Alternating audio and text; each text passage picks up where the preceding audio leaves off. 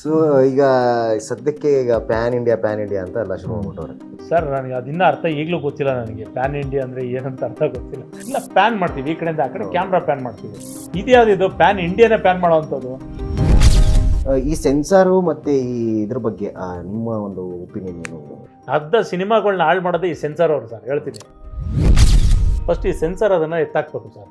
ಬೇಡ sir, sensor ಆಫೀಸೇ ಮುಚ್ಚಿಬಿಡ್ಬೇಕು ನಿಜವಾಗ್ಲು. ಇವಾಗ ಕೆಲವೊಂದು ಫಿಲಮ್ ಫೆಸ್ಟಿವಲ್ಗಳು ನೋಡ್ತೀವಿ ನಾವು, ಅದರಲ್ಲಿ ಏನೆಲ್ಲ ಇರುತ್ತೆ, ನೆಕೆಡ್ ಸಿನಿಮಾನೂ ಇರುತ್ತೆ, ಅದೆಲ್ಲ ಅದರ ವಿಷಯ ಇರುತ್ತೆ. ಅದಲ್ಲಿ ನೀವು ಹೆಂಗೆ ಬೇಕಾದ್ರೂ ತೋರಿಸೋ ರೈಟ್ ಇದೆ. ಸಿನಿಮಾ ನೀವು ಮಾಡಿ ಅಲ್ಲಿ ವೈಲೆನ್ಸ್ ತೋರಿಸಲ್ವ, ನೀವು ಎಲ್ಲ ತೋರ್ತೀರಾ, ಅದು ಅದ್ಭುತ ಅಂತ ಕೊಂಡಾಡ್ತೀರಾ, ಅದನ್ನು ಅವಾರ್ಡ್ ಕೊಡ್ತೀರಾ, ಎಲ್ಲ ಮಾಡಿ. ಅದೇ ಥರ ನಮಗೂ ಬಿಡಿ. ಸೊ ಈಗ ಸದ್ಯಕ್ಕೆ ಈಗ ಪ್ಯಾನ್ ಇಂಡಿಯಾ ಅಂತ ಎಲ್ಲ ಶುರು ಮಾಡ್ಬಿಟ್ಟವ್ರೆ. ಯಾರನ್ನೇ ಕೇಳಿ ನೀವು ಬೇಕಿದ್ರೆ, ಸರ್ ನಮ್ದು ಪ್ಯಾನ್ ಇಂಡಿಯಾ ಸಿನಿಮಾ ಸರ್, ನೀವೇ ಆಗ್ಲೇ ಹೇಳ್ದಂಗೆ ನಮ್ದು ಕಾಂತಾರ ಮೀರಿಸುತ್ತಾ ಸಿನಿಮಾ ಸರ್ ಅಂತ ಅದೊಂದು ಶುರು ಆಗ್ಬಿಟ್ಟಿದೆ ಟ್ರೆಂಡು, ಎಸ್ಪೆಷಲಿ ನಮ್ಮಲ್ಲಿ ಇಂಡಸ್ಟ್ರಿಯಲ್ಲಿ. ನೀವೇನು ಹೇಳ್ತೀರಾ ಇದ್ರ ಬಗ್ಗೆ? ಸರ್ ನನಗೆ ಅದಿನ್ನ ಅರ್ಥ ಈಗಲೂ ಗೊತ್ತಿಲ್ಲ. ನನಗೆ ಪ್ಯಾನ್ ಇಂಡಿಯಾ ಅಂದರೆ ಏನಂತ ಅರ್ಥ ಗೊತ್ತಿಲ್ಲ ಸರ್. ಇಂಡಿಯಾ ಒಂದೇ ಇರೋದು. ಇಂಡಿಯಾದಲ್ಲಿ ಮಲ್ಟಿ ಲ್ಯಾಂಗ್ವೇಜ್ ಇದೆ ಇವತ್ತು. ಆಮೇಲೆ ಸಿನಿಮಾಗೆ ಲ್ಯಾಂಗ್ವೇಜ್ ಇಲ್ಲ ಇವತ್ತು, ಆಯಿತಾ? ನೀವು ಮಲ್ಟಿ ಲ್ಯಾಂಗ್ವೇಜ್ ಸಿನಿಮಾಗಳು ಅಂತೇಳಿ ಒಂದೇ ಸಿನಿಮಾನ ನೀವು ಮೊದಲಿಂದ ನಾವು ಕಲ್ತ್ಕೊಂಡ್ಬಂದಿದ್ದೆ.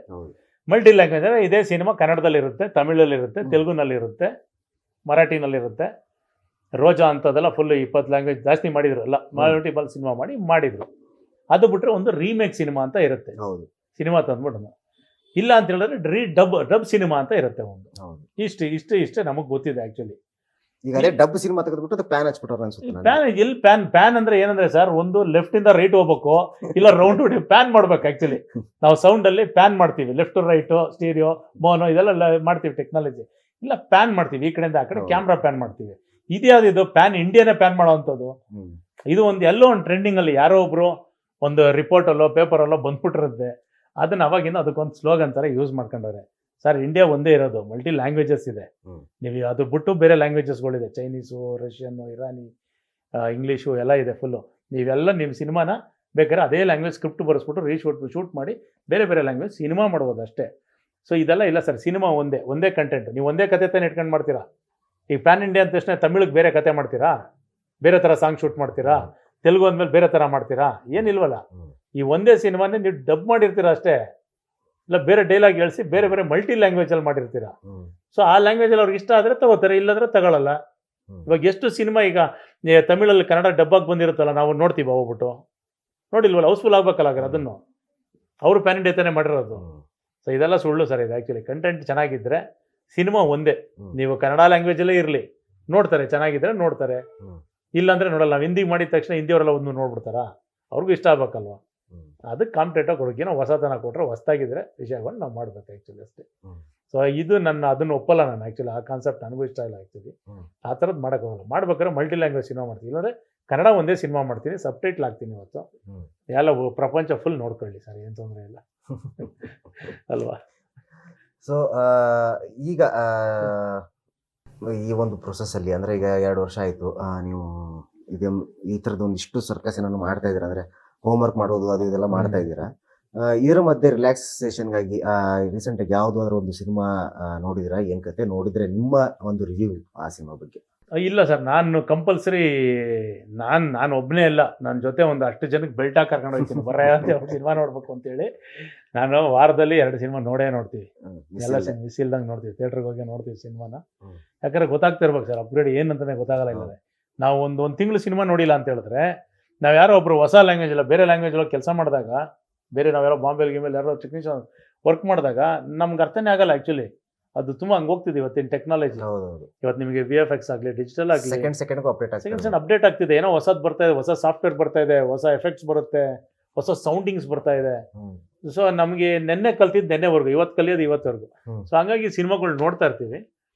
ಸೊ ನೋಡ್ತಾ ಇದ್ದೀನಿ. ಇಲ್ಲಿ ಪ್ರೀವಿಯಸ್ ಆಗಿ ನಾನು ಸಲಾರ್ ನೋಡಿದೆ, ಅದಕ್ಕೆ ಮುಂಚೆ ಅನಿಮಲ್ ಸಿನಿಮಾ ನೋಡಿದೆ. ಎಲ್ಲ ನನಗೆ ತುಂಬ ಇಷ್ಟ ಆಯ್ತು ಆ್ಯಕ್ಚುಲಿ. ತುಂಬ ಅಪ್ಗ್ರೇಡ್ ವರ್ಷನ್ ಸಿನಿಮಾಸ್ಗಳು ಫುಲ್ ಟೋಟಲಿ. ಸೊ ಅದೆಲ್ಲ ನೋಡಿದೆ ಆ್ಯಕ್ಚುಲಿ. ಈಗ ನೆಕ್ಸ್ಟು ಈಗ ಕನ್ನಡ ಸಿನಿಮಾದ ದರ್ಬಾರ್, ನೆಕ್ಸ್ಟ್ ಏನಿದ್ರು ಕನ್ನಡ ಸಿನಿಮಾಗಳನ್ನೆಲ್ಲ ಫುಲ್ ಟೋಟಲಿ. ಇನ್ನೊಂದಷ್ಟು ಸಿನಿಮಾ ಇವತ್ತು ಈ ವಾರ ರಿಲೀಸ್ ಆಗಿರೋ ಕನ್ನಡ ಸಿನಿಮಾಗಳು ನೋಡ್ತೀನಿ. ಸೊ ಆ ಥರ ಶೆಡ್ಯೂಲ್ ಮಾಡ್ಕೊಂಡು ನೋಡ್ತಾ ಇರ್ತೀನಿ. ಸೊ ಈಗ ಸಲಾರು ಮತ್ತು ಅನಿಮಲ್ ಅಂದ ತಕ್ಷಣ ನನಗೆ ಇನ್ನೊಂದು ವಿಚಾರ ನೆನಪಾಗಿತ್ತು, ಸೆನ್ಸಾರ್. ಹೌದು. ಸೆನ್ಸಾರ್ ವಿಚಾರಕ್ಕೆ ಬರೋದಾದರೆ, ಈ ಹೈಲಿ ವೈಲೆನ್ಸ್ಡ್ ಸಿನಿಮಾಗಳನ್ನ ಈಗ ಆರಾಮ್ಸೆ ಬಿಟ್ಬಿಡ್ತಾರೆ, ಅಂದರೆ ಅದಕ್ಕೆ ಎ ಸರ್ಟಿಫಿಕೇಟ್ ಅಂತ ಕೊಟ್ಬಿಡ್ತಾರೆ. ಬಟ್ ಅಲ್ಲಿ ನಿಜ, ಅಲ್ಲಿ ಎ ಸರ್ಟಿಫಿಕೇಟ್ ಸಿನಿಮಾಗೆ ಮಕ್ಕಳು ಕರ್ಕೊಂಡು ಹೋಗೋಕ್ಕಾಗಲ್ಲ. ಬಟ್ ಇವತ್ತಿನ ಕಾಲಘಟ್ಟದಲ್ಲಿ ಥಿಯೇಟರ್ಗೆ ಹೋಗದೇ ಇದ್ರೂ ಕೂಡ ನೋಡಬೇಕು ಅಂತಂದವರು ಹೇಗಾದ್ರು ಮಾಡಿ ನೋಡ್ತಾರೆ. ಖಂಡಿತವಾಗ್ಲು. ಸೊ ಇಲ್ಲಿ ಒಂದು ಇನ್ನೊಂದು ಪ್ರಶ್ನೆ ಬರ್ತಂದ್ರೆ, ಇಷ್ಟೊಂದು highly violence cinema censor A certificate ಕೊಟ್ಟು ಇದು ಮಾಡಿದ್ರು ಕೂಡ ಜನ ಮುಗಿಬಿದ್ದು ನೋಡ್ತಾರೆ. ಉದಾಹರಣೆಗೆ ಅನಿಮಲ್ ಸಿನಿಮಾನೇ ತಗೊಳ್ಳಿ, ಅದಕ್ಕೆ ಸುಮಾರು ಟೀಕೆಗಳು ಬಂದವು, ತುಂಬಾ ವೈಲೆಂಟ್ ಸಿನಿಮಾ ಅದೇನು. ಈ ಸೆನ್ಸಾರು ಮತ್ತೆ ಈ ಇದ್ರ ಬಗ್ಗೆ ನಿಮ್ಮ ಒಂದು ಒಪಿನಿಯನ್ ಏನು? ಸರ್, ನನ್ನ ಪರ್ಸನಲ್ ಒಪಿನಿಯನ್ ಏನಂದ್ರೆ, ಅಪಾರ್ಟ್ ಫ್ರಮ್ ಇಂಡಸ್ಟ್ರಿ ನಾನು ಬೇರೆಯವ್ರಿಗೆ ಕಂಪೇರ್ ಮಾಡಿ ಬೇರೆಯವ್ರು ಆ ಥರ ಮಾತಾಡ್ತಿಲ್ಲ. ನನ್ನ ಪರ್ಸನಲ್, ನನಗೆ ರೈಟ್ಸ್ ಇದೆ ನನ್ನ ಬಗ್ಗೆ ಮಾತಾಡೋಕ್ಕೆ. ನನ್ನ ಮನಸ್ಸಲ್ಲಿ ಫಸ್ಟ್ ಈ ಸೆನ್ಸರ್ ಅದನ್ನು ಎತ್ತಾಕ್ಬೇಕು ಸರ್. ಬೇಡ ಸರ್, ಸೆನ್ಸರ್ ಆಫೀಸೇ ಮುಚ್ಚಿಬಿಡ್ಬೇಕು ನಿಜವಾಗ್ಲು. ಸರ್ ಏನಿದು ಆ್ಯಕ್ಚುಲಿ ನಾನು ಹೇಳ್ತಿರೋದು, ಒಂದು ಸಿಂಪಲ್ ಎಕ್ಸಾಂಪಲ್ ಹೇಳ್ತೀನಿ ಕೇಳಿ. ನನ್ನ ಫ್ರೆಂಡು ನಾನು ಆ್ಯಕ್ಚುಲಿ ಸಿನಿಮಾಗೆ ಹೋಗ್ಬೇಕಾಗಿತ್ತು, ದ ಅನಿಮಲ್ ಸಿನಿಮಾಗೆ. ಸೊ ಅವ್ರ ಮಗ ಒಬ್ಬ ಚಿಕ್ಕ ಹುಡುಗ, ಅವನು ಒಂದು 7ನೇ ಕ್ಲಾಸ್ 8ನೇ ಕ್ಲಾಸ್ ಓದ್ತಾ ಇದ್ದಾನೆ ಅವನು. ಸೊ ನಾನು ಬರಬೇಕು, ನಾನು ನೋಡಬೇಕು ಸಿನಿಮಾ ಅಂತ ಹೇಳ್ದ. ನಾನು ಇಲ್ಲಪ್ಪ, ಅದು ಎ ಸರ್ಟಿಫಿಕೇಟ್, ಅದು ನಿಮಗೆ ಚಿಕ್ಕ ಹುಡುಗರೆಲ್ಲ ಬಿಡಲ್ಲ, ಅಡಲ್ಟ್ ಆದಮೇಲೆ ಬಿಡ್ತಾರೆ ಅಂದ. ಇಲ್ಲ ಅಂಕಲ್ ಬರಬೇಕು ನಾವು ಅಂದೆ. ಇಲ್ಲ ಅಲ್ಲಿ ಬಿಡಲ್ಲ, ನೀನು ಯಾಕೆ ಬರ್ತೀಯ, ಸುಮ್ಮನೆ ವೇಸ್ಟ್ ಅಂದೆ. ಆಯ್ತು, ನೀವು ಥಿಯೇಟ್ರಲ್ಲಿ ನೋಡ್ಕೊಳ್ಳಿ, ನಾನು ಮನೇಲಿ ನೋಡ್ಕೊತೀನಿ ಅಂತ ಹೇಳ್ದ. ಸರಿ, ಥಿಯೇಟ್ರ್ ಹತ್ರ ಹೋಗಿ ದೊಡ್ಡ ಬೋರ್ಡ್ ಹಾಕಿದ್ರು ಎಲ್ಲ ಕಡೆನೂ. ಟಿಕೆಟ್ ಕೊಡ್ಬೇಕಾದ್ರೂ ಎ ಬೋರ್ಡ್ ಹಾಕಿದ್ರು, ಅನಿಮಲ್ದು ಹೊರಗಡೆ ಹಾಕಿದ್ರು, ಎಲ್ಲ ಓಕೆ. ಆಮೇಲೆ ಸಿನಿಮಾ ಕೂತ್ಕೊಂಡು ನೋಡಿದ್ವಿ ನಾವು. ಖುಷಿ, ಏನು ಇಷ್ಟು ದೊಡ್ಡ ಬೋರ್ಡ್ ಹಾಕಿ ಎ ಸರ್ಟಿಫಿಕೇಟ್ನ ಇವರು ಹಬ್ಬ ಮಾಡ್ತಾವ್ರಲ್ಲ ಅಂತ ಹೇಳ್ಬಿಟ್ಟು. ಆ್ಯಕ್ಚುಲಿ ಎ ಸರ್ಟಿಫಿಕೇಟ್ ಸಿನಿಮಾನೇ ಹೋಗಲ್ಲ ಅಂತ ಹೇಳ್ಬಿಟ್ಟು ಭಯ ಇರುತ್ತೆ. ಇದು ನೋಡಿದ್ರೆ ಹಬ್ಬ ಮಾಡ್ತಾರೆ, ಹೌಸ್ಫುಲ್ಲು, ಟಿಕೆಟ್ ಸಿಗ್ತಾ ಇಲ್ಲ. ಆಮೇಲೆ ಕೂತ್ಕೊಂಡೆಲ್ಲ ನೋಡ್ತಾ ಇದ್ದೀವಿ, ಫುಲ್ ಎಂಜಾಯ್ ಮಾಡ್ತಿದ್ದಾರೆ. ಆ ಸಿನಿಮಾ ನೋಡ್ತಿದ್ರೆ ನಮಗೆ ಭಯ ಆಗ್ತಿದೆ. ಯಾಕಂದ್ರೆ ನಾವೆಲ್ಲ ಸಿನಿಮಾ ಮಾಡ್ಬೇಕಾದ್ರೆ ಸ್ಕ್ರಿಪ್ಟಲ್ಲ, ನಮ್ಗೆ ಸೆನ್ಸರ್ ಅವರು ಅಷ್ಟೊಂದು ಕಷ್ಟ ಕೊಡ್ತಾರೆ. ಸೆನ್ಸರಲ್ಲಿ ಹೋದಾಗ ಇದ್ಯಾಕೆ ಡೈಲಾಗು, ಇದೇನಕ್ಕೆ ತೋರಿಸ್ತೀರಾ, ಇಲ್ಲಿ ಬೀಪ್ ಹಾಕಿ, ಬೀಪ್ ಇಲ್ಲ, ಈಗ ಬೀಪ್ ಇಲ್ಲ, ಡೈರೆಕ್ಟ್ ಮ್ಯೂಟ್ ಇಲ್ಲ, ಕಟ್ ಮಾಡಿ ಬಿಸಾಕ್ಬೇಕು, ನಿಮ್ಗೆ ಸರ್ಟಿಫಿಕೇಟ್ ಕೊಟ್ಬಿಡ್ತೀನಿ, ಇದನ್ನೆಲ್ಲ ಹೇಳಂಗಿಲ್ಲ, ಇದು ದೌರ್ಜನ್ಯ ಮಾಡ್ತಾ ಇದ್ದೀರಾ, ಇವ್ರಿಗೆ ಅವಮಾನ ಮಾಡ್ತಾ ಇದ್ದೀರಾ ಅಂತ. ಆ ಸಿನಿಮಾ ನೋಡಿದ್ರೆ ಯಾವ್ದು ಸರ್ ಸೆನ್ಸರು, ಅಷ್ಟು ಡೈರೆಕ್ಟಾಗಿ ಹೇಳೋರೆ. ಅದು ಗಟ್ಸ್, ಅದು ನಿಜವಾಗ್ಲೂ ಆ ಪ್ರೊಡಕ್ಷನ್ ಡೈರೆಕ್ಟರ್ಗೆ ಹ್ಯಾಟ್ಸ್ ಆಫ್ ಅವ್ರಿಗೆ. ಅಂದರೆ ಸಿನಿಮಾ ಆ ಥರ ಜನ ತೊಗೊಳ್ತೀರಲ್ಲ, ವಿಜುವಲ್ ಹೊಡ್ಕೊಂಡು ನೋಡ್ತಾ ಇದ್ರು, ಚಪ್ಪಳೆ ಹೊಡ್ಕೊಂಡು ನೋಡ್ತಾ ಇದ್ರು, ಫುಲ್ ಫ್ಯಾಮಿಲಿನೇ ಕೂತಿದ್ರು. ಅದನ್ನ ನೋಡ್ಕೊಂಡು ಮನೆಗೆ ಬರೋ ಅಷ್ಟರಲ್ಲಿ ಡೌನ್ಲೋಡ್ ಮಾಡಿ ಆರಾಮಾಗಿ ಮೊಬೈಲಲ್ಲಿ ನೋಡ್ತಾ ಇದ್ದಾನೆ ಹುಡುಗ. ಈಗ ಸೆನ್ಸರ್ ಅವ್ರು ಏನು ಮಾಡ್ತಾರೆ, ಹುಡುಗನಿಗೆ ಏನು ಮಾಡಿದ್ರು, ಅವ್ರು ಏನು ಪ್ರೂವ್ ಮಾಡ್ಬಿಟ್ರು ಇದಲ್ಲ. ಆ್ಯಕ್ಚುಲಿ ನೀವು ಕೊಡ್ತಾ ಇದ್ದೀರಲ್ಲ ಸರ್, ಮೊಬೈಲೆಲ್ಲ ಕೊಡ್ತಾ ಇದ್ದೀರ, ಟಿ ವಿಲಿ ಕೊಡ್ತಾ ಇದ್ದೀರ, ಎಲ್ಲ ಕೊಡ್ತಾ ಇದ್ದೀರಲ್ಲ, ಸಿಗ್ತಾ ಇದೆ ನಿಮ್ಗೆ ಎಲ್ಲ ಕಡೆನೂ. ನೀವು ಫಸ್ಟ್ ಆ ಥರ ಇದ್ದರೆ ಅಲ್ಲಿ ಅದೆಲ್ಲ ಅದಕ್ಕೆ ರಿಸ್ಟ್ರಿಕ್ಟ್, ಫಸ್ಟ್ ಅಲ್ಲಿ ಸೆನ್ಸರ್ ಮಾಡಿ. ನೀವು ಅಲ್ಲಿಂದ ನೋಡ್ಕೋಬೋದು, ಇಲ್ಲಿ ನೋಡಂಗಿಲ್ಲ ಅಂದರೆ ಏನದು ಅರ್ಥ? ಅದು ಇಲ್ಲಿ ಮಾತ್ರ ಕಟ್ಟೋದು ವೇಸ್ಟ್ ಅಲ್ವಾ ಸೆನ್ಸರ್ ಮಾಡೋದು? ಇಲ್ಲ ಅಂದರೆ ಬೇರೆ ಏನಾರ ಮಾಡಿ, ನೀವೇನೋ ಸಿಸ್ಟಮ್ ಚೇಂಜ್ ಮಾಡ್ಕೊಳ್ಳಿ, ಇನ್ನು ಹಳೆ ಕಾಲದ ಥರ ಇಟ್ಕೊಂಡು ಅದನ್ನೇ ವೇಸ್ಟ್. ಅದು ನನಗಂತೂ ತುಂಬ ಅದು ಇರಿಟೇಷನ್ ಆಗುತ್ತೆ. ಆಮೇಲೆ ಅರ್ಧ ಸಿನಿಮಾಗಳನ್ನ ಹಾಳು ಮಾಡೋದೇ ಈ ಸೆನ್ಸರ್ ಅವರು ಸರ್, ಹೇಳ್ತೀನಿ. ನಮ್ಮ ಕನ್ನಡದ ಇನ್ನೂ ಒಳ್ಳೆ ಸಿನಿಮಾಗಳು ಮಾಡ್ತಾರೆ, ಎಲ್ಲರಿಗೂ ಧೈರ್ಯ ಇದೆ. ಎಂತೆಂಥ ಸಿನಿಮಾ ಉಪ್ಪಿ ಸರ್ ಎಲ್ಲ ಅವಾಗಲೇ ಮಾಡಿ ತೋರಿಸ್ಬಿಟ್ರು. ಇವೆಲ್ಲ ಏನು ಟೆಕ್ನಾಲಜಿ ಇದೆ, ಏನು ಸಿನಿಮಾ ಸ್ಕ್ರೀನ್ ಪ್ಲೇ ಇದೆಲ್ಲ ಅವಾಗಲೇ ಮಾಡಿ ತೋರಿಸ್ಬಿಟ್ರು. ಅದಕ್ಕಿಂತ ಹಿಂದೆನೇ ಮಾಡ್ಬಿಟ್ಟವ್ರೆ ನಮ್ಮ ಸೀನಿಯರ್ಸ್ ಎಲ್ಲ, ಸೀನಿಯರ್ ಡೈರೆಕ್ಟರ್ಗಳೆಲ್ಲ, ಶಂಕರ್ನಾಗ್ ಸರ್ ಎಲ್ಲ ಎಂತೆಂಥ ಎಕ್ಸ್ಪೆರಿಮೆಂಟ್ ಮಾಡಿ. ಈಗೇನು ಸರ್ ಸಿನಿಮಾ ಬರೋದು, ಅದ್ರ ಮುಂದೆ ಏನಿಲ್ಲ. ಆ್ಯಕ್ಚುಲಿ ನಮ್ಮ ಕನ್ನಡ ಸಿನಿಮಾಗಳೇ ಒಂದು ದೊಡ್ಡ ಡಿಕ್ಷನರಿ ಸಿನಿಮಾ ಮೇಕಿಂಗಲ್ಲಿ ಕಂಪೇರ್ ಮಾಡಿದ್ರೆ ಇಂಡಿಯನ್ ಸಿನಿಮಾದಲ್ಲಿ. ಆ ಥರ ಎಕ್ಸ್ಪೆರಿಮೆಂಟ್ ಆ ಥರ ಡೇರಾಗಿ ಮಾಡಿದ್ದಾರೆ. ಆಗಿನ ಕಾಲದಲ್ಲಿ ನಾನು ಕೇಳ್ಪಟ್ಟಂಗೆ ನಮ್ದೊಂದು ಕನ್ನಡ ಸಿನಿಮಾ ರಿಲೀಸ್ ಆಗುತ್ತೆ ಅಂತ ಹೇಳಿದ್ರೆ ಬೇರೆ ಲ್ಯಾಂಗ್ವೇಜ್ ಅವರೆಲ್ಲ ಬಂದು ಬೆಳಗಿನ ಶೋ ಕೂತ್ಕೊಂಡು ನೋಡೋರಂತೆ. ಬೇರೆ ಡೈರೆಕ್ಟರ್ಸ್ ಬೆಂಗಾಲಿಂದ, ಹಿಂದಿಯಿಂದ, ತಮಿಳಿಂದ ಎಲ್ಲ ಟ್ರೈನಲ್ಲಿ ಬಂದು, ಬಸ್ಸಲ್ಲಿ ಬಂದು ನೋಡ್ಕೊಂಡು ಸಿನಿಮಾ ಮಾಡ್ಕೊಂಡು ಹೋಗೋರಂತೆ. ರಾಜಮೌಳಿ ಹೇಳಿದ್ರಲ್ಲ ಇದೇ ಮಾತನ್ನ ಕೇಳಿದ್ ನಾನು ಇವರು ನಮ್ಮ GVR ಅವ್ರ ಹತ್ರ ವರ್ಕ್ ಮಾಡಿದಾಗ ಅವ್ರು ಸುಮಾರು ಈ ಥರದ್ದೆಲ್ಲ ಹೇಳಿದ್ದಾರೆ. ಇದ್ರ ಬಗ್ಗೆ ಚರ್ಚೆಗಳು ಮಾಡ್ತಿದ್ರಂತೆ. ಸಿನಿಮಾ ನೋಡೋದ್ಮೇಲೆ ಕೂತ್ಕೊಂಡು ಒಂದು ರೂಮಲ್ಲಿ ಕೂತ್ಕೊಂಡು ಚರ್ಚೆಗಳು ಮಾಡ್ತಿದ್ರಂತೆ, ಸಿನಿಮಾಗಳು ಇದು ಹೆಂಗೆ ತೆಗೆದ್ರಿ ಅಂತ. ಇವತ್ತು ಅದಿಲ್ಲ ಅದು. ಬಟ್ ಇವತ್ತೇನಾಗಿದೆ ಅಂತ ಹೇಳಿದ್ರೆ, ನಿಮಗೆ ಕೈಯಲ್ಲೇ ಮೊಬೈಲ್ ಬಂದ್ಬಿಟ್ಟಿದ್ದಿಲ್ಲ ಫುಲ್. ನಿಮಗೆ ನೀವು ರಿಸ್ಟ್ರಿಕ್ಷನ್ ಅಂತ ಇದೆಲ್ಲ ಏನ್ ಮಾಡ್ತೀರಾ ನೀವು? ನಮಗೆ ಭಯ ಹಿಡಿಸ್ತಾ ಇದ್ದಾರೆ ಆ್ಯಕ್ಚುಲಿ ಸೆನ್ಸರ್ ಅವರು, ಅಲ್ವಾ? ಇದನ್ನ ನೀನು ಹೇಳಂಗಿಲ್ಲ, ಇದನ್ನ ಬರೆಯಂಗಿಲ್ಲ, ನಾವೇನೋ ಕ್ರಿಯೇಟಿವಿಟಿ ಮಾಡೋದು, ಅಲ್ಲೇ ಬ್ಲಾಕ್ ಡನ್ ಅಂತ ಹೇಳ್ಬಿಟ್ಟು, ಈ ಸರ್ಟಿಫಿಕೇಟ್ ಕೊಟ್ಬಿಟ್ರೆ TV ರೇಟ್ಸ್ ಹೋಗಲ್ವಂತೆ, ಈ ಸರ್ಟಿಫಿಕೇಟ್ ಬಂದ್ಬಿಟ್ರೆ ಥಿಯೇಟರ್ ಬರಲ್ವಂತೆ, ಮಾಲಲ್ಲಿ ಕಲೆಕ್ಷನ್ ಬರಲ್ವಂತೆ, ಇದು ಕಲೆಕ್ಷನ್ ಡಬರ್ ಡಿಸ್ಟ್ರಿಬ್ಯೂಟರ್ ಬರಲ್ಲ ಇದಕ್ಕೆ. ಈ ಥರ ಫ್ರೀಡಮ್ ಇಲ್ಲ. ಫ್ರೀಡಮ್ ಮಾಡ್ಬೇಕಾದ್ರೆ ಏನು ಬೇಕು? ನಮ್ಮ ಹತ್ರ ದುಡ್ಡು ಇರಬೇಕು, ಕಟ್ಸಿಬಿಟ್ಟು ನಮ್ಮ ಪ್ರೊಡ್ಯೂಸರ್ಗೆ ತಾಕತ್ತಿರಬೇಕು. ಮಾಡಯ್ಯ, ನಿನ್ಗೇನು ಯೋಚನೆ ಬರುತ್ತೋ ಮಾಡಯ್ಯ ಅಂತ. ಅವಾಗ ಏನಾಗುತ್ತೆ, ಆಟೋಮೆಟಿಕ್ ಕಾಂಪ್ರಮೈಸ್ ಆಗ್ತಾರೆ ಡೈರೆಕ್ಟರ್ ಆಗಲಿ, ಸಿನಿಮಾ ಮೇಕರ್ಸ್ ಆಗಲಿ ಎಲ್ಲನೂ. ಸೊ ಇದೆಲ್ಲ ತೆಗೆದ್ಬಿಟ್ಟು ನೀವು ಬೇರೆ ಏನಾರ ಮಾಡಿ ಸರ್, ಸಾಕು. ಸೆನ್ಸರ್ ಇರ್ಬೇಕು ಕರೆಕ್ಟು. ತುಂಬ ವೈಲೆಂಟು, ತುಂಬ ಕೆಟ್ಟದಾಗಿ ಏನೋ ಹೇಳ್ಬಾರ್ದು ನಾವು. ಇವಾಗ ಕೆಲವೊಂದು ಫಿಲಮ್ ಫೆಸ್ಟಿವಲ್ಗಳು ನೋಡ್ತೀವಿ ನಾವು, ಅದರಲ್ಲಿ ಏನೆಲ್ಲ ಇರುತ್ತೆ, ನೇಕೆಡ್ ಸಿನಿಮಾನೂ ಇರುತ್ತೆ, ಅದರಲ್ಲಿ ಅದರ ವಿಷಯ ಇರುತ್ತೆ ಅದಲ್ಲಿ. Because that is art of film, cinema ಅದು. ನೀವು ಹೆಂಗ್ ಬೇಕಾದ್ರೂ ತೋರ್ಸೋ ರೈಟ್ ಇದೆ. ಸಿನಿಮಾ ನೀವು ಮಾಡಿ, ಅಲ್ಲಿ ವೈಲೆನ್ಸ್ ತೋರಿಸಲ್ವ ನೀವು? ಎಲ್ಲ ತೋರ್ತೀರಾ, ಅದು ಅದ್ಭುತ ಅಂತ ಕೊಂಡಾಡ್ತೀರಾ, ಅದನ್ನ ಅವಾರ್ಡ್ ಕೊಡ್ತೀರಾ, ಎಲ್ಲ ಮಾಡಿ. ಅದೇ ಥರ ನಮಗೂ ಬಿಡಿ. ಅನಿಮಲ್ ಸಿನಿಮಾ ಏನಾದರೂ ಕನ್ನಡದಲ್ಲಿ ಮಾಡಿದ್ರೆ ಸಿನಿಮಾ ಒಂದೇ ರೀಲ್ ಹೊರಗೆ ಬರ್ತಿತ್ತು ಅನ್ನೋದು. ಇಲ್ಲ, ಬರ್ತಾನೆ ಇರ್ಲಿಲ್ಲ. ಸೆನ್ಸಾರ್ ಆಗ್ತಾ ಇದ್ದು ಒಂದೇ ರೀಲ್ ಅನ್ಸುತ್ತೆ. ಹೌದೌದು, ಒಂದೇ ರೀಲು ಸಿನಿಮಾನೇ ನಿಮಗೆ ಟ್ರಿಬ್ಯುನಲ್ಗೆಲ್ಲ ಹಾಕ್ಬಿಟ್ಟಿರೋರು ಫುಲ್ ಟೋಟಲಿ. ಆಗ್ತಾ ಇರಲಿಲ್ಲ. ಇದೊಂದು ಕನ್ನಡ ಸಿನಿಮಾ ಇಷ್ಟೊಂದು ಕೆಟ್ಟದಾಗ ಮಾಡೋರು ಅಂತಾನೆ ಹೇಳ್ಬಿಟ್ಟಿರೋರು. ತುಂಬಾ ವಿಲನ್ ನೋಡಕ್ಕಾಯ್ತಿಲ್ಲ ಅಂತ ಹೇಳ್ಬಿಟ್ಟು. ಇವಾಗ ಅಲ್ಲಿಂದ ಹಂಗ್ ಬಂದಿರೋದಕ್ಕೆ ಹಂಗೆ ಹೇಳ್ತಾರೆ. ಬಟ್ ಇದು ಒಂದು ಓಕೆ ಸರ್, ಒಂದು ಒಳ್ಳೆ ಎಕ್ಸಾಂಪಲ್ ಆ್ಯಕ್ಚುಲಿ. ಇದ್ರ ಬಗ್ಗೆ ತುಂಬ ಟೀಕೆಗಳಾಗಿದೆ. ಆಮೇಲೆ ತುಂಬ ಡೈರೆಕ್ಟರ್ಸ್ಗಳು ಇದ್ರ ಬಗ್ಗೆ ಮಾತಾಡಿದ್ದಾರೆ, ಪೇಪರ್ಗಳಲ್ಲಿ ಎಲ್ಲ ನ್ಯೂಸ್ ಆಗಿದೆ. ನೀವು ಕೊಟ್ಟಿದ್ದೀರಲ್ಲ, ಮತ್ತೆ ಬೇರೆಯವ್ರಿಗೆ ಕೊಡಿ ಅಂತ. ಇವಾಗ ನಾನು ನಾಳೆ ಮಾಡ್ತೀನಿ ಸರ್, ನಾನು ಸಿನಿಮಾ ಮಾಡಿದ್ರೆ ಅದಕ್ಕಿಂತ ಓಪನ್ ಆಗಿ ಮಾಡ್ತೀನಿ, ನನಗೂ ಕೊಡಿ. ಇಲ್ಲಾಂದ್ರೆ ಆ ಸಿನಿಮಾಗೆ ಯಾಕೆ ಕೊಟ್ರಿ? ಈಗ ನಾನು ಯಾರನ್ನ ಕೇಳಬೇಕಿದ್ದೀನಿ ಆ್ಯಕ್ಚುಲಿ ಇದ್ರ ಬಗ್ಗೆ. ಆ್ಯಕ್ಚುಲಿ ಬಾಲಿವುಡಲ್ಲೆಲ್ಲ ತುಂಬ ಸೆನ್ಸಾರ್ ಬಗ್ಗೆ ಎಲ್ಲ ಮಾತಾಡ್ಕೊಂಡೇ ಬಂದಿದ್ದಾರೆ ಸುಮಾರು ದಿವಸದಿಂದಲ್ಲ ಫುಲ್ಲು. ನಿಮಗೆ OTT ಅಂತ ಒಂದು ಪ್ಲಾಟ್ಫಾರ್ಮ್ ಇಲ್ಲ, ಡಿಜಿಟಲ್ ಪ್ಲಾಟ್ಫಾರ್ಮಲ್ಲಿ ನಿಮ್ಗೆ ಓಪನ್ ಅಪ್ ಆದಮೇಲೆ ನಾವು ಇಲ್ಲಿ ರಿಸ್ಟ್ರಿಕ್ಟ್ ಮಾಡಿ ಅಲ್ಲಿ ಇರದ ಸೆನ್ಸಾರ್ ಇಲ್ಲಿ ಯಾಕೆ ಅಂತ. ಇಲ್ಲ, ಎಲ್ಲರಿಗೂ ಒಂದೇ ಅಲ್ಲ ಸರ್. ನಮಗೆ ಅದೇ OTT ಸೆನ್ಸಾರ್ ಇಲ್ವಲ್ಲ ಸರ್? ಈಗ ಸೆನ್ಸರ್ ಇಲ್ಲ. ನಿಮ್ ಸೆನ್ಸರ್ ಇಲ್ಲ. ನಿಮ್ಗೆ ಇದೇ ಸಿನಿಮಾನ ಚಿಕ್ಕ ಮಕ್ಳು ಎಲ್ಲ ಕೂತ್ಕೊಂಡು ನೋಡ್ತಾರೆ, ಮನೇಲಿ ಹಾಕೊಂಡು ನೋಡ್ತಾರಲ್ಲ, ಪೈರಸಿ ಇದೆಯಲ್ಲ. ನಿಮಗೆ ಸೆನ್ಸರ್ ಅವ್ರಿಗೆ ಅಷ್ಟೊಂದೆಲ್ಲ ರಿಸ್ಟ್ರಿಕ್ಟ್ ಮಾಡ್ಬೇಕಾದ್ರೆ ಫಸ್ಟ್ ಪೈರಸಿ ಬ್ಯಾನ್ ಮಾಡಿ. ಅದಕ್ಕೆ ಕಂಡಿದ್ದೀರಿ ಟೆಕ್ನಾಲಜಿ ಫಸ್ಟ್ ಸೆಂಟ್ರಲ್ ಗೌರ್ಮೆಂಟ್ ಇಂದ ಅಲ್ವಾ? ಪೈರಸಿ ಸ್ಟಾಪ್ ಮಾಡಿ, ಆ ಥರ ಸಿಗ್ದೇರಂಗ್ ಮಾಡಿ, ಚಿಕ್ಕ ಮಕ್ಳಿಗೆ ಸಿಗ್ದೇರಂಗ್ ಮಾಡಿ. ನೀವೇನೋ ಟೆಕ್ನಾಲಜಿನ ಬ್ಯಾನ್ ಮಾಡಿ ಅಂಥದ್ದನ್ನ. ನೀವು ಅಲ್ಲಿ ಕಟ್ ಮಾಡಿ ಇಲ್ಲಿ ಕಟ್ ಮಾಡ್ಬೇಕು. ಇಲ್ಲ ಅತ್ಲಕ್ಕೆ ನಮಗೆ ಕನ್ಫ್ಯೂಸ್ ಮಾಡಿ ಬಿಸಾಕ್ಬಿಡ್ತಾರೆ ಇವರು ಫುಲ್ಲು. ನೀವು ಇದನ್ನ ಹೇಳಿಸ್ಬೇಕಾ ಬೇಡವಾ, ಇಲ್ಲ ಮಾಡ್ಬೇಕಾ ಹೇಳ್ವಾ ಅಂತ. ಅಲ್ಲಿ ಹೋಗ್ಬಿಟ್ಟು ಅವ್ರ ಮುಂದೆ ಸರ್ ನನ್ನ ಕತೆಗೋಸ್ಕರ ಚೆನ್ನಾಗಿಲ್ಲ ಹೋಗ್ರಿ, ಇಲ್ಲ ತಗೊಂಡೋಗ್ರಿ.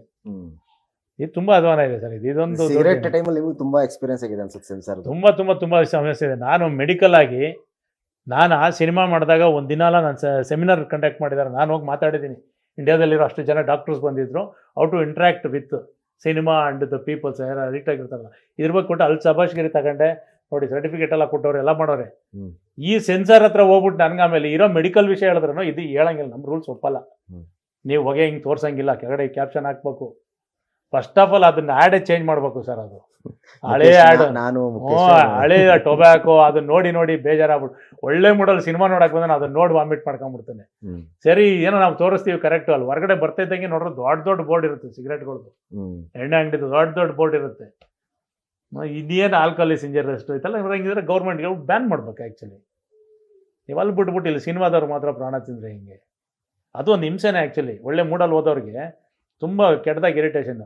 ಆಮೇಲೆ ಇವಾಗ ಏನು ಮೊದಲೇನೋ ಇತ್ತನೋ ಅದು ಮಾಡಿದಾಗ ಆ ಜಮಾನದಲ್ಲಿ ಅದನ್ನ ನೋಡ್ಬಿಟ್ಟು ಬೈಕ್ ಬಿಟ್ಬಿಟ್ರೆ ಏನೋ ಭಯ ಬಿಡ್ತಾ ಇದ್ರೆ ಏನೋ ಸ್ಮೋಕಿಂಗ್ ಎಲ್ಲ.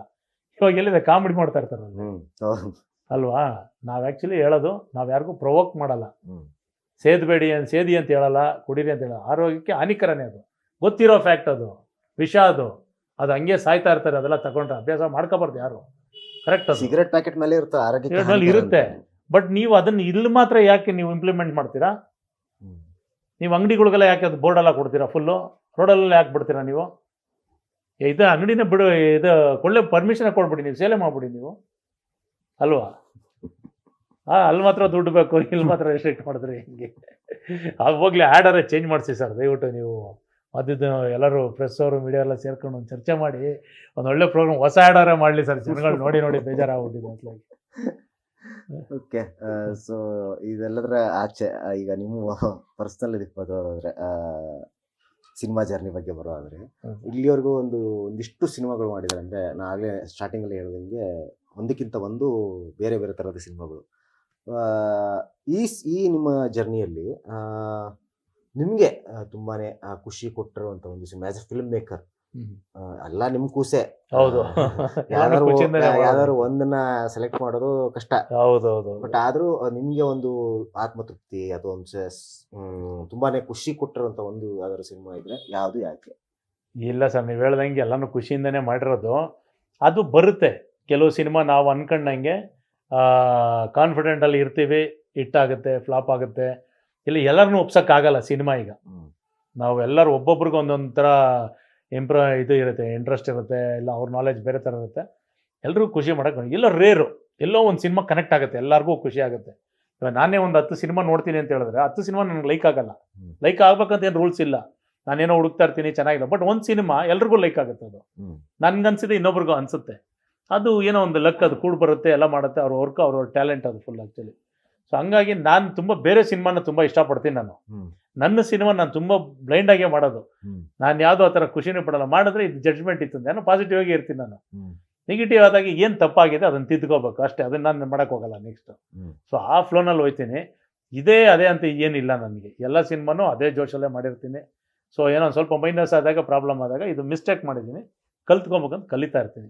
ಇವಾಗ ಇಲ್ಲಿವರೆಗೂ ಮಾಡಿದ್ದೀನಲ್ಲ ಸರ್ ಸಿನಿಮಾ, ನಾನು ಯಾರಿಗೂ ಹೇಳೋಕ್ಕೆ ಹೋಗಲ್ಲ. ನಾನು ತಿರ್ಗಾ ಹೊಸಬನ ಥರನೇ ಹೋಗುತ್ತೆ. ನಾಳೆಯಿಂದ ಮತ್ತೆ ಫ್ರೆಶ್ ಆಗಿ ನಾನು ಒಂದು ಸಿನಿಮಾ ಮಾಡ್ತಾ ಇದ್ದೀನಿ. ನಾನು ಹೊಸಬ, ನಾನು ಕಲ್ತ್ಕೊಂಡು ಹೋಗ್ತಾ ಇರ್ತೀನಿ ಅಷ್ಟೇ. ಆ ಥರ ಏನು ನಾನು ಮಾಡಿಲ್ಲ. ಯಾವ ಸಿನಿಮಾನೂ ಕಮ್ಮಿ ಇಲ್ಲ, ಯಾವ ಸಿನಿಮಾನೂ ಜಾಸ್ತಿ ಅಂತಲ್ಲ. ಎಲ್ಲ ಸಿನಿಮಾನು ಒಂದು ಫೀಲಲ್ಲೇ ಹೋಗ್ತಾ ಇರ್ತೀನಿ ನಾನು. ಸೊ ನಿಮ್ಮ ಈಗ ಮುಂದಿನ ಯೋಜನೆ ಬಗ್ಗೆ ಮಾತಾಡೋದಾದ್ರೆ ಯಾವ್ದಾದ್ರು ಸಿನಿಮಾದ ಮೇಲೆ ಕೆಲಸ ನಡೀತಾ ಇದೆಯಾ? ಸದ್ಯದಲ್ಲೇ ನಿಮ್ಮಿಂದ ಹೊಸ ಸುದ್ದಿ ಏನಾದ್ರು ನಿರೀಕ್ಷೆ ಮಾಡ್ಬೋದಾ? ನಾವು ಏನು ಕತೆ? ಇಲ್ಲ, ಈ ಒಂದಷ್ಟು ದಿನ ಕೂತ್ಕೊಂಡು ಎಲ್ಲ ನಮ್ಮ ಟೀಮು ಹುಡುಗರು ಬರೀ ಸ್ಟೋರೀಸ್ ಇರುತ್ತೆ. ಆ್ಯಕ್ಚುಲಿ ನಾವು ಎಷ್ಟು ಸಿನಿಮಾ ಮಾಡ್ತೀವಿ, ಏನು ಸಿನಿಮಾ ಮಾಡ್ತೀವಿ ಅನ್ನೋದಕ್ಕೆ ಮುಂಚೆ ನಮ್ಮ ಹತ್ರ ಎಷ್ಟು ಸ್ಟಾಕ್ ಇದೆ, ಎಷ್ಟು ಸ್ಟೋರಿ ಇದೆ, ಯಾವ ಜನರ್ ಇದೆ, ಏನು ಮಾರ್ಕೆಟಲ್ಲಿ ಕೇಳ್ತಾರಲ್ಲ ಅದು ಇಂಪಾರ್ಟೆಂಟು. ಸೊ ಈ ಒಂದು ಕನ್ಫ್ಯೂಷನ್ ಗೊಂದಲ, ಬರೀ ಕತೆ ಮಾಡೋದಕ್ಕೆ ಒಂದು ವರ್ಷ ಅಲ್ಲಿ ತಿರುಗಾಡಿ ಓಡಾಡಿ ಎಲ್ಲರೂ ಕೇಳಿ, ಇಷ್ಟು ದಿನ ಏನಾಗ್ತಿತ್ತು ಅಂದರೆ ಚರ್ಚೆ ಮಾಡಿ ಲಾಸ್ಟಲ್ಲಿ ನನ್ನ ಕತೆ ನಾನೇ ಮಾಡ್ತಾಯಿದ್ದೆ, ನಾನೇ ಬರ್ಕೊಂಡಿದ್ದೆಲ್ಲ ಆಗ್ತಿತ್ತು. ಈ ಸರಿ ಒಂದಷ್ಟು ಹೊರಗಡೆ ಇರೋ ಕತೆಗೆ ನಾನು ಡೈರೆಕ್ಟ್ ಮಾಡೋಣ ಅಂತ ಹೇಳ್ಬಿಟ್ಟು, ಸೊ ನನಗೂ ಸ್ಯಾಟಿಸ್ಫೈ ಆಗ್ಬೇಕಲ್ಲ. ಸೊ ಇದೆಲ್ಲ ಫಿಲ್ಟರ್ ಮಾಡಿ ಮಾಡಿ ಮಾಡಿ ಮಾಡಿ ಒಂದು 4 ಕತೆಗಳನ್ನ ನಮ್ಮ ಹತ್ರ ಈಗ ರೆಡಿ ಇದೆ. ಈಗ ಅದೊಂದು ಧೈರ್ಯ ನಮಗೆ. ಯಾರೇ ಪ್ರೊಡ್ಯೂಸರ್ಸ್ ಬಂದ್ರು, ಏರೇ ಬಂದ್ರು, ನಮ್ಮ ಪ್ರೊಡಕ್ಷನ್ ಸ್ಟಾರ್ಟ್ ಮಾಡಿದ್ರು, ನನ್ನ ಹತ್ರ ನನ್ನ ಬೀರೋನಲ್ಲಿ, ನನ್ನ ಪಾಕೆಟಲ್ಲಿ 4 ಕತೆಗಳು ಇದೆ ಅನ್ನೋದಿದೆ. ಚೆನ್ನಾಗಿ ವರ್ಕ್ ಮಾಡಿದ್ದೀವಿ. ಬೇರೆ ಬೇರೆ ಜಾನರ್ ಇದೆ. ಥ್ರಿಲ್ಲರ್ ಇದೆ, ಕಾಮಿಡಿ ಇದೆ. ಮೇನಾಗಿ 2 ಕಾಮಿಡಿ ಇಟ್ಕೊಂಡಿದ್ದೀನಿ. ಅದರಲ್ಲಿ ಒಂದು ಸ್ವಲ್ಪ ಮೆಸೇಜ್, ಫನ್ನು, ಎಂಟರ್ಟೈನ್ಮೆಂಟ್ ಪಕ್ಕಾ ಎಂಟರ್ಟೈನ್ಮೆಂಟ್ ಮಾಡಬೇಕು ಆಡಿಯನ್ಸ್ಗೆ ಅನ್ನೋದು ಒಂದು ಖುಷಿ ಇದೆ ನನಗೆ. ನನಗೆ ಬಂದರೆ 2 hours ಜನ ಎಲ್ಲ ಮರೆತುಬಿಟ್ಟು ಫುಲ್ ಎಂಟರ್ಟೈನ್ಮೆಂಟ್ ಬೋಧನೆ ಮಾಡಬಾರ್ದು ಸಿನಿಮಾ. ನೋ ಬೋಧನೆ, ಬರೀ ಕಾಮಿಡಿ ಅಷ್ಟೇ. ಇರೋದನ್ನ ಹಂಗೆ ಮಿರರ್ ಥರ ತೋರಿಸಿ ಎಲ್ಲರೂ ಇನ್ವಾಲ್ವ್ ಆಗಬೇಕು, ಸಿನಿಮಾದಲ್ಲಿ ಕನೆಕ್ಟ್ ಆಗಬೇಕು. ಸೊ ಆ ಥರ ಸ್ಕ್ರಿಪ್ಟ್ ಮಾಡಬೇಕು ಅಂದ್ಬಿಟ್ಟು ಅದು ಸ್ವಲ್ಪ ಕಷ್ಟ ಆಯಿತು ಮಾಡೋದು. ಎಲ್ಲ ಹೋಗಿ ಎಲ್ಲ ಲ್ಯಾಂಗ್ವೇಜ್ಗೂ ಓಕೆ ಆಗೋ ಥರನೇ ಎಲ್ಲ ಕಡೆನೂ ಹೋಗಿ ರಿಸರ್ಚ್ ಮಾಡಿ ಅದೊಂದು 2 ಸಬ್ಜೆಕ್ಟ್ ಮಾಡಿದ್ವಿ. ಒಂದು ಥ್ರಿಲ್ಲರ್ ಒಂದು ಮಾಡಿದ್ವಿ. ಒಂದು ಟೆಕ್ನಿಕಲ್ ಆಗಿ ಒಂದು ಎಕ್ಸ್ಪೆರಿಮೆಂಟ್ ಮಾಡಬೇಕು ಅಂತ ಹೇಳ್ಬಿಟ್ಟು ಅದ್ರದ್ದು ಒಂದು ಮಾಡಿ ಇಟ್ಕೊಂಡಿದ್ದೀವಿ ಫುಲ್ಲು. ಸೊ ಅದು ನನ್ನ ಬ್ಯಾನರಲ್ಲೇ, ನನ್ನ ಪ್ರೊಡಕ್ಷನಲ್ಲೇ ಮಾಡಬೇಕು ಅಂತೇಳಿ ಅದಕ್ಕೊಂದು ಹೋಮ್ ವರ್ಕ್ ನಡೀತಾ ಇದೆ, ಟೀಮ್ ವರ್ಕ್ ಮಾಡ್ತಾ ಇದ್ದೀವಿ. ಸೊ ಎಲ್ಲ ಹೊಸೊಬ್ಬರಿಗೆ ಇಟ್ಕೊಂಡು ಹೊಸ ಥರ ಸಿನಿಮಾ, ಅದೊಂದು ರಿಸ್ಕ್ ಫ್ಯಾಕ್ಟ್ರು, ಅದೊಂದು ಮಾಡೋಣ ಅಂತೇಳಿ. ಇನ್ನು 2ಕ್ಕೆ ಬೇರೆ ಪ್ರೊಡ್ಯೂಸರ್ ಇದ್ದಾರೆ, ಬೇರೆ ಬ್ಯಾನರ್ ಇದ್ದಾರೆ, ಅದನ್ನು ಮಾಡ್ತಾ ಇದ್ದೀವಿ. ಸೊ ಈಗ ನಡೀತಾ ಇದೆ ವರ್ಕು. ಸೊ 2024ರಲ್ಲಿ ಒಂದಿಷ್ಟು ಸಿನಿಮಾಗಳನ್ನ ನಾವು ನಿಮ್ಮಿಂದ ನಿರೀಕ್ಷೆ ಮಾಡಬಹುದು. ಖಂಡಿತ ಮಾಡಲೇಬೇಕು. ಸಿನಿಮಾ ಬಿಟ್ರೆ ಬೇರೆ ಏನಿಲ್ಲ ನಮ್ಮ ಜೀವನ. ಸಿನಿಮಾನೇ ಮಾಡ್ಬೇಕು ನಾವು. ಬೇರೆ ಸಿನಿಮಾನೇ ಉಸಿರು, ಸಿನಿಮಾನೇ ಜೀವನ, ಬೇರೆ ಕೆಲಸ ಗೊತ್ತಿಲ್ಲ. ಸಿನಿಮಾನೇ ಮಾಡ್ಬೇಕು ನಾವು. ಓಕೆ ಸರ್, ಕಾರ್ಯಕ್ರಮ ಮುಗಿಸೋಕ್ಕಿಂತ ಮುಂಚೆ ನಮ್ಮ ಕರ್ನಾಟಕ ಟಿವಿ ಪ್ರೇಕ್ಷಕರಿಗೆ ನಿಮ್ಮ ಒಂದು ಮಾತು. ಎಲ್ಲ ಕರ್ನಾಟಕ ಟಿವಿ ವೀಕ್ಷಕರಿಗೆ ಏನಂತ ಹೇಳ್ತೀನಿ ಅಂದರೆ, ಈ ಹೆಸರಲ್ಲೇ ಕರ್ನಾಟಕ ಇದೆ. ತುಂಬ ಲವ್ ಮಾಡಿ. ಕನ್ನಡ ನಮ್ಮ ಭಾಷೆ, ನಮ್ಮ ಜೀವ, ನಮ್ಮ ನಾಡು. ಸೊ ಈ ಕರ್ನಾಟಕ ಅಂತ ಶಕ್ತಿ ಇದೆ. ಇದನ್ನು ನಿರಂತರವಾಗಿ ಒಂದು ಒಳ್ಳೆ ಕಾರ್ಯಕ್ರಮಗಳು ಇದರಲ್ಲಿ ಬರ್ತಾ ಇದೆ. ಒಳ್ಳೆ ಕ್ವಾಲಿಟೇಟಿವ್ ಪ್ರೋಗ್ರಾಮ್ಸ್ಗಳಿದೆ. ತುಂಬ ಸ್ವಚ್ಛವಾಗಿದೆ ಕಾರ್ಯಕ್ರಮ. ಸೊ ಇದಕ್ಕೆ ಸಪೋರ್ಟ್ ಮಾಡಿ, ನೋಡ್ತಾನೆ ಇರಿ. ಇದು ಬೆಳೆಸೋ ಅಂಥದ್ದಲ್ಲ, ಇದು ಬೆಳೆದಿರೋ ಅಂಥದ್ದು. ಹೆಸರಲ್ಲೇ ಒಂದು ತಾಕತ್ತಿದೆ, ದಮ್ಮಿದೆ. ನಿರಂತರವಾಗಿ ಇದರ ಜೊತೆಯಲ್ಲಿ ನೀವು ತೊಡಸ್ಕೊಳ್ಳಿ ಅಂತ ಕೇಳ್ಕೊತೀನಿ. Thank you. Thank you sir. ಇಷ್ಟೊತ್ತು ನಮ್ಮ ಜೊತೆ ಮಾತಾಡಿದ್ದಕ್ಕೆ, ನಿಮ್ಮ ಒಂದು ಟೈಮ್ ಕೊಟ್ಟಿದ್ದಕ್ಕೆ ಮತ್ತೊಮ್ಮೆ ನಿಮಗೆ ಧನ್ಯವಾದಗಳು. ಥ್ಯಾಂಕ್ಸ್. ನಿಮಗೂ ಥ್ಯಾಂಕ್ಸ್, ತುಂಬ ಥ್ಯಾಂಕ್ಸ್. ಸೊ ತಮ್ಮ ಈ ಒಂದು ಅನುಭವದಲ್ಲಿ 10 ಅಡೆತಡೆಗಳನ್ನು ಲಕ್ಕಿಶಂಕರ್ ಅವರು ನೋಡಿದ್ದಾರೆ. ಅಷ್ಟೇ ಕನ್ನಡ ಚಿತ್ರರಂಗದ ಬೆಳವಣಿಗೆಯನ್ನು ಕೂಡ ಹತ್ತಿರದಿಂದ ನೋಡಿದ್ದಾರೆ. ಆ ಅನುಭವದ ಆಧಾರದ ಮೇಲೆ ಕೂಡ ಇವತ್ತು ಲಕ್ಕಿಶಂಕರ್ ಅವರು ಸೆನ್ಸಾರ್ ಬಗ್ಗೆ ಮಾತಾಡಿದ್ದಾರೆ, ಪ್ಯಾನ್ ಇಂಡಿಯಾ ಕಾನ್ಸೆಪ್ಟ್ ಬಗ್ಗೆ ಮಾತಾಡಿದ್ದಾರೆ, ಚಿತ್ರರಂಗದ ಸಮಸ್ಯೆಗಳ ಬಗ್ಗೆ ಮಾತಾಡಿದ್ದಾರೆ, OTTಯ ಬಗ್ಗೆ ತಮ್ಮ ಅಭಿಪ್ರಾಯವನ್ನು ಹಂಚಿಕೊಂಡಿದ್ದಾರೆ. ಇದಾಗಿತ್ತು ಈ ಕ್ಷಣದ ವಿಶೇಷ. ಮತ್ತೊಬ್ಬ ಅತಿಥಿ ಜೊತೆಗೆ ಮತ್ತೆ ನಿಮ್ಮ ಮುಂದೆ ಆದಷ್ಟು ಬೇಗ ಬರ್ತೀನಿ. ಅಲ್ಲಿವರೆಗೆ ನಮಸ್ಕಾರ.